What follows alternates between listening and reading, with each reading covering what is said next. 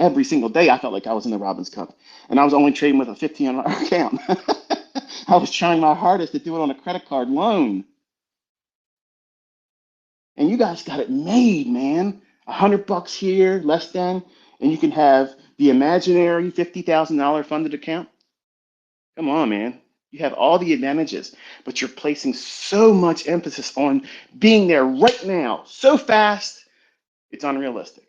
And when you can't fulfill that, you can't live up to that, you start beating yourself up. Even if you don't journal, you're talking to yourself while you're driving, you're talking to yourself in the shower. Man, I'm so stupid. Why'd I do that? Isn't it amazing how after you lose, after you blow an account, you start thinking how great that trading system would have been if you just would have followed it?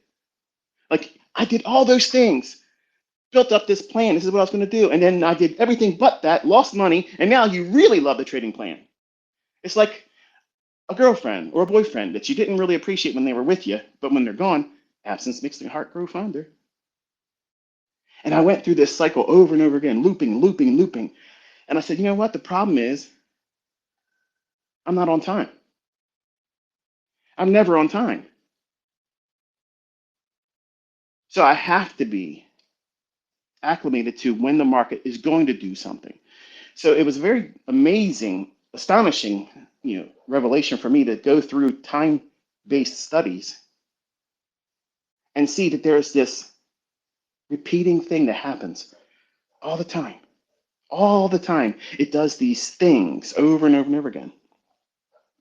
So when I sat down, I thought to myself, I'm going to make a market where I can codify, where I don't have to think about it. I don't need to think about it. I'm going to codify PD arrays that tell me exactly when I'm going to do something, because I know the market's likely to deliver a specific type of price run at that specific time, up to a very specific time. Now think about it. If you knew the 3-digit number on the lottery was likely, not perfectly, but likely to give you 808, I'm just using it because it's my birthday.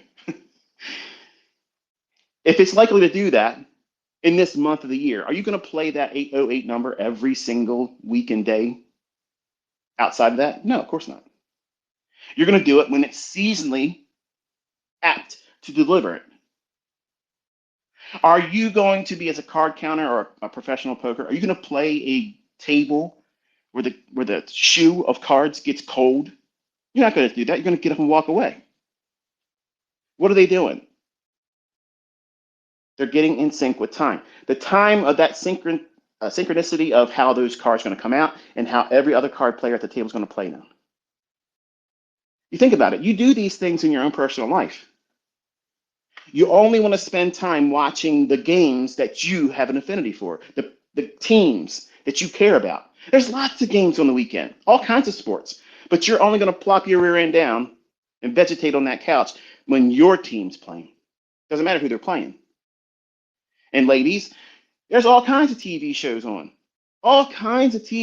on, but your story, your program that you want to keep up with, because the girls at work or the girls at your clique, they keep up with that too. So you want to make sure you're constantly invested in that, so that way you're not outside the loop when we're having conversations at the water cooler.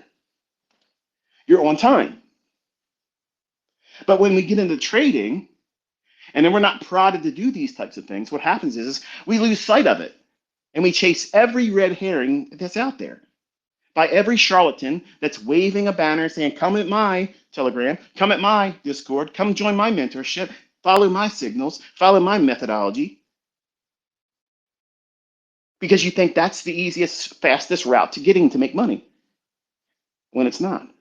You're just putting yourself further and further behind. When I stopped and I said to myself, okay, listen, I'm only looking at daily charts and 1 hour charts. That was my perspective. I didn't look at anything less than an hourly chart. I couldn't do anything with less than an hourly chart. I wasted so much time chasing things that led me no closer to being profitable or ever consistent, that I kept telling myself, doing these things will get it, and it never did.